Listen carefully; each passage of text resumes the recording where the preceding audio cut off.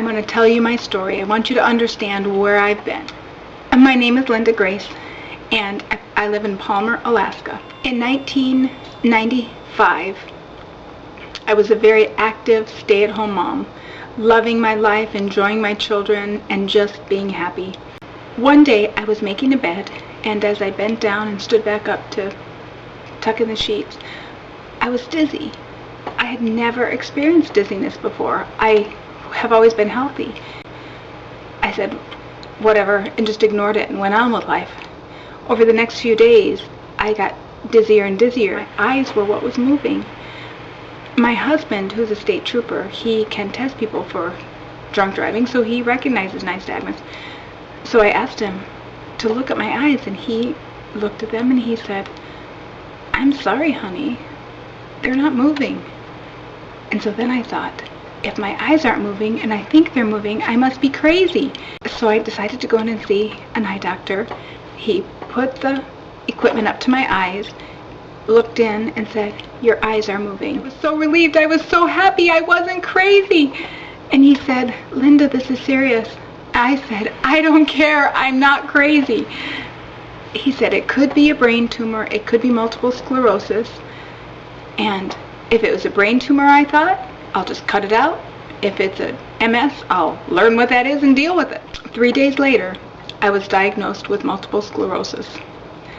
The neurologist said 5% of the people who are diagnosed never have another symptom.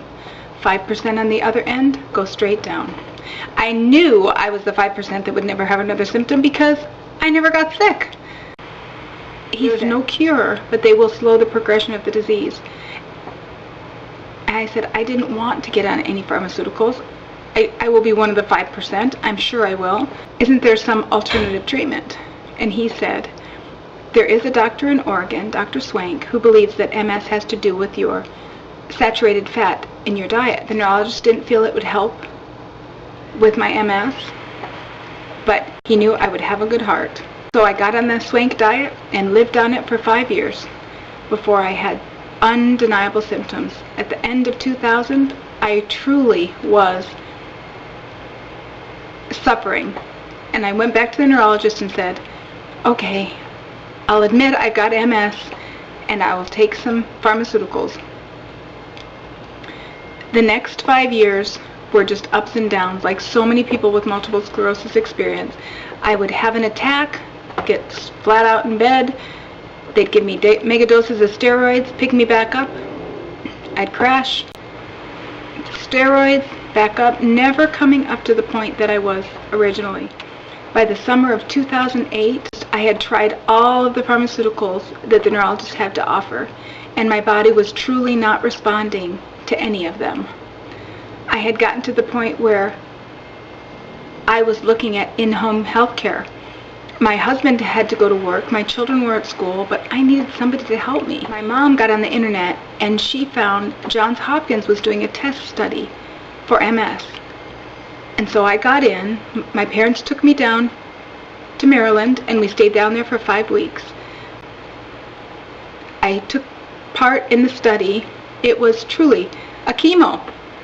It was a chemo that has been approved for cancer but not yet approved for MS. I did the chemo test, lost my hair to prove it, and it's all growing back now. And I'm so happy that it's back. I'm so glad that I have hair. The chemo put my MS in remission. My immune system is no longer attacking my central nervous system. Unfortunately, the damage that was done is done. I'm able to drive. I'm strong enough to get my walker in and out of the car. I can go any place that is handicap accessible. I am very grateful. I still believe that the body is created to heal itself. The body is created to remain healthy. All we have to do is give it the nutrition and the lifestyle that it needs.